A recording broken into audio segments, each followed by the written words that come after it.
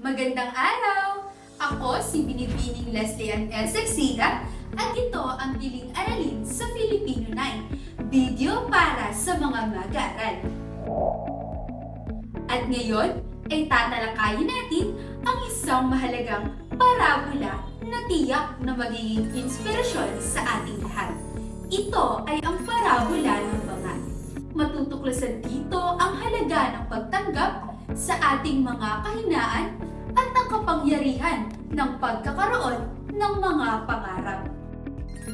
Ang parabola ng banga ay nagsasalaysay tungkol sa isang bangang gawa sa lupa at ang kanyang karanasan sa pakikisalamuha sa ibang uri ng banga.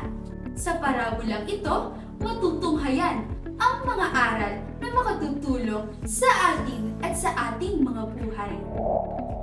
At sa videong ito ay nilalayong maunawaan ng parabola at maipakita ang kahalagahan ng pagtanggap at pagpapahalaga sa sarili at sa mga kakayahan natin.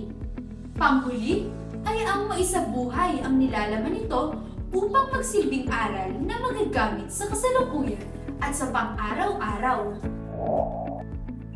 Bilang panimula ay makikita sa parabola ang mga pangunahing tauhan at ito ay ang Inang Banga.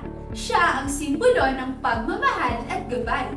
Bilang isang matatag na ina, siya ang nagtuturo sa kanyang anak tungkol sa kahalagahan ng pagkilala sa sariling kakayahan at limitasyon.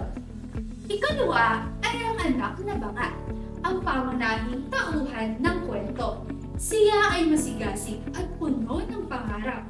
Ngunit siya rin ay nahaharap sa mga pagsubok at tukso.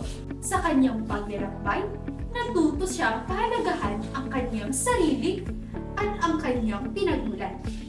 Panghuli ay ang porselanang banga, isang eleganteng banga na kumakatawan sa mga materyal na bagay at panlabas na anyo. Siya ay nagiging simbolo ng mga tukso na maaaring magdala sa anak na banga palayo mula sa kanyang tunay na pagkatao.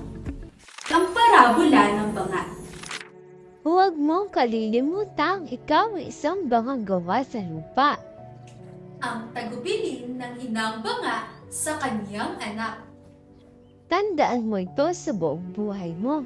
Bakit madalas mong inuulit ang mga salitang ito, ina? Ang tanong ng anak na banga na may pagtataka. Sapagkat ayokong kalimutan mo ito. At ikaw ay nararapat na magkasalamuha lamang sa ating mga kauring banga. Kaya't sa buong panahon ng kanyang kabataan, itinatak niya sa kanyang isipan na siya ay isang banga na gawa sa lupa. Hanggang sa makakita siya ng ibang uri ng banga. Nakita niya ang eleganteng bangang porselana, ang isang makintab na bangang metal, at maging ang iba pang babasaging banga. Tinanggap niya na sila ay magkakaiba. Ngunit hindi niya lubos na maunawaan kung bakit hindi siya maaaring makasalamuha sa ibang banga. Marahil gawa sila mula sa iba't ibang material at iba-iba rin ang kanilang kulay. May puti, may itim, may kulay tsokolate, at may dilaw. Sila ay may kanya-kanyang kahalagahan. Hinulma sila ng pantay-pantay. Lahat sila ay ginawa upang maging sisidlan o dekorasyon. Isang araw, isang napakakisig na porselanang banga ang nag-imbita sa kanya na maligo sa lawa. Noong una siya'y tumanggi, ngunit nang lumaon, nanaig sa kanya ang paniniwalang ang lahat ng banga ay pantay-pantay. Naakit siya sa makisig na porselanang banga. Napapalamutian ito ng magagandang disenyo at matitingkad ang kulay ng pintura. May palamuting gintong dahon ang gilid nito. Kakaiba ang kanyang hugis at mukhang kagalang-galang sa kanyang dingding. Bakit? Wala namang masama sa paliligo sa lawa? Asabang ba uri ng banga? Wala namang paninggago hindi tama. Bulong niya sa sarili at sumunod siya sa porselanang banga at sinabing, Oo, maliligo ako sa lawa kasama mo, ngunit sa jeep lamang. Nais ko lang mapreskohan.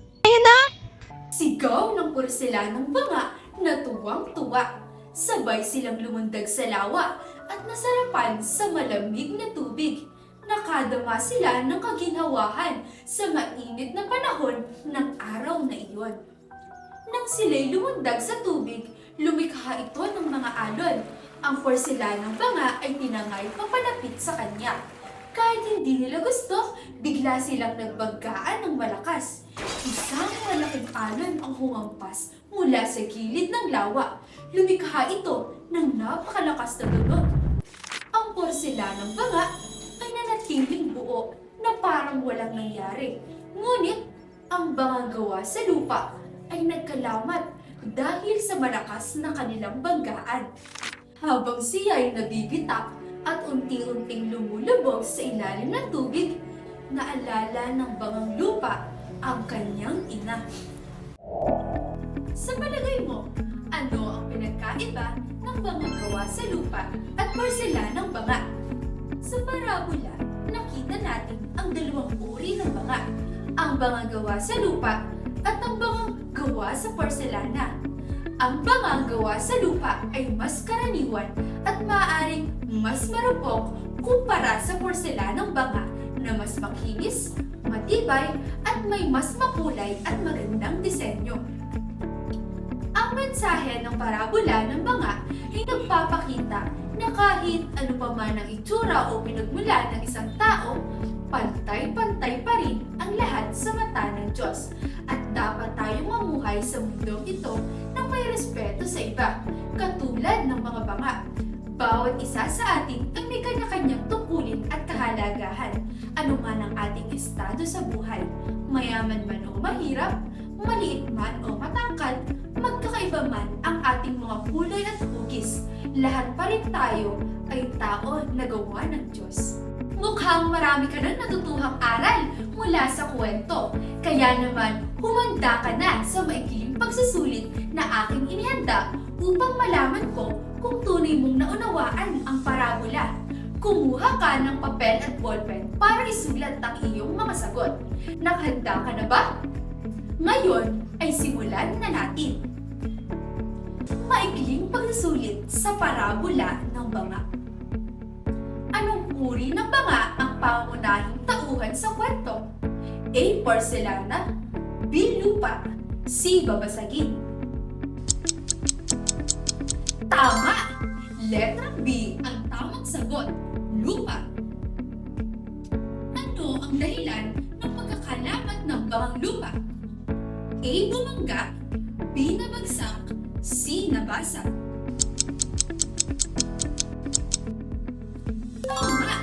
Letra A ang tamang sagot, bumangga. Ano ang pangunahing tungkulin ng mga banga sa kwento? A. Sisidlan, B. Dekorasyon, C. Laruan. Tama! Letra A ang tamang sagot, sisidlan. Bakit naakit ang bangang lupa sa porselanang banga? A. Masyado itong mayaman. B. Masyado itong maganda. C. Masyado itong matalino. Tama! Letra B ang tamang sagot. Masyado itong maganda. Ano ang naramdaman ng bangang lupa nang siya ay lumulubog sa tubig? A. Galit, B. Saya, C. Lungkot. Tama! Letrang C ang tamang sagot, lungkot. Magaling! Palakpakan mo ang iyong sarili. Mahusay! Natutuwa ako na naiintindihan ninyo ang mensahe ng kwento Parabola ng Banga. Huwag nating kalimutan ang mga aral na ating natutuhan, lalo na ang kahalagahan ng pagsunod sa payo ng mga nakatatanda at ang pagpapahalaga sa pagkakapantay-pantay ng bawat isa. Patuloy tayong mag-aral ng mabuti at sikaping maging mabuting tao.